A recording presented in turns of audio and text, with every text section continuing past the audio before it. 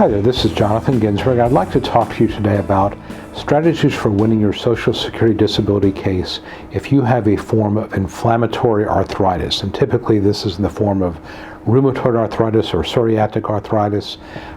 This is not osteoarthritis, and there's a big difference. Osteoarthritis is something that pretty much everybody gets as you get a little bit older.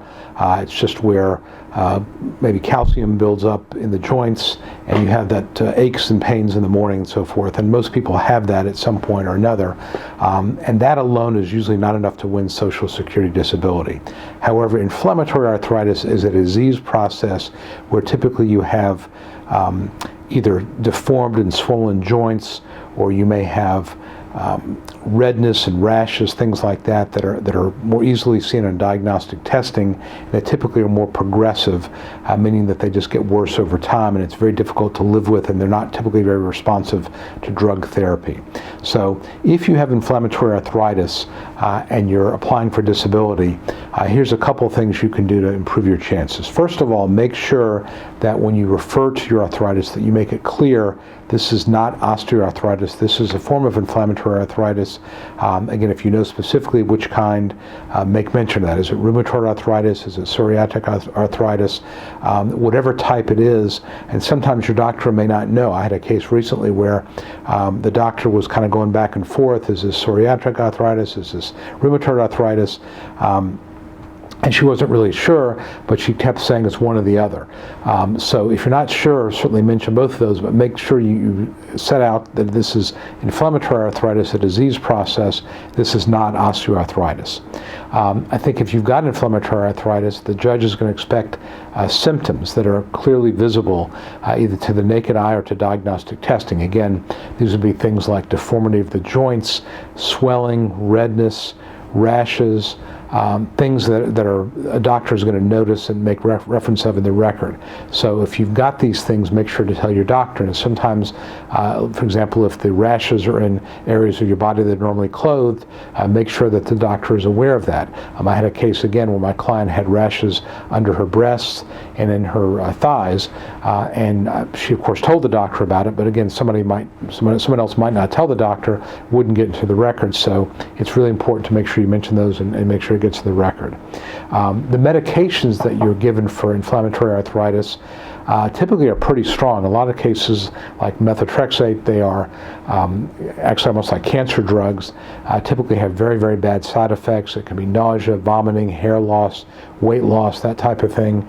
You may have infusions where you basically have to have an IV drip that may take a couple of hours, and the medications have side effects. They may not last, the effects may not last very long.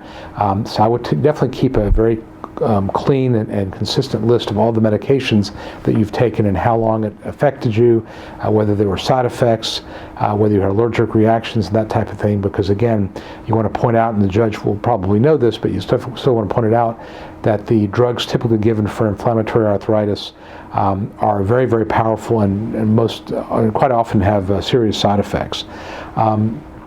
And one of those side effects, by the way, is often fatigue. I've had clients tell me that one of the side effects of not just the arthritis but the medications is they are extremely tired. They need to take rest breaks during the course of the day, or they need to sit in a hot tub for hours at a time to try to give themselves some relief. So if those are situations you're dealing with, make sure to mention it to your doctor, make sure to testify about that, and keep notes so that you can testify about that when you are in a hearing. You also want to talk about what are called activities of daily living, meaning does your arthritis prevent you from getting dressed, from bathing, from doing your hair, from brushing your teeth, things like that. These are all things that really represent a severe case of inflammatory arthritis. So if it's affecting your activities of daily living, make sure that you mention that, and make sure that you think about that ahead of time. Don't think of it for the first time at your hearing.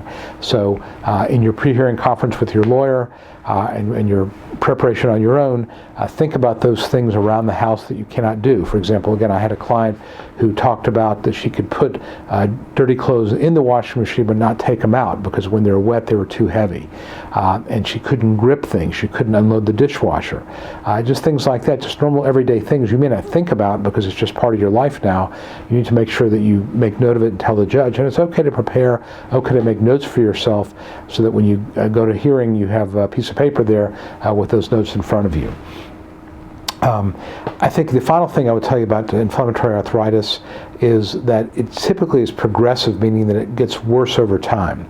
So in many cases with rheumatoid arthritis, for example, you may be diagnosed 20 years ago and you may have worked and gone to school, engaged in various activities for the past 20 years, and at some point in the last 2 or 3 years it got to the point where you simply could not work anymore. So you need to be prepared to explain to the judge when it got really bad, what happened to make it bad. Was there some sort of a crisis? Did you fall? Was there some sort of stress in your life? After you stopped working, did you try to get some sort of a lighter job? Were you not successful? Did you get special considerations at work? All these things so you can identify a specific time where your condition got so bad that you could not do any kind of work. Because again, remember, disability is about work capacity, and it's not about just your past work, but it's about any kind of work at all. So those are some thoughts I had about inflammatory arthritis. I hope this has been helpful. Again, my name is Jonathan Ginsberg. I'm a Social Security disability attorney in Atlanta, Georgia. And if you have any questions, please feel free to get in touch with me. Thanks a lot, and I'll talk to you soon.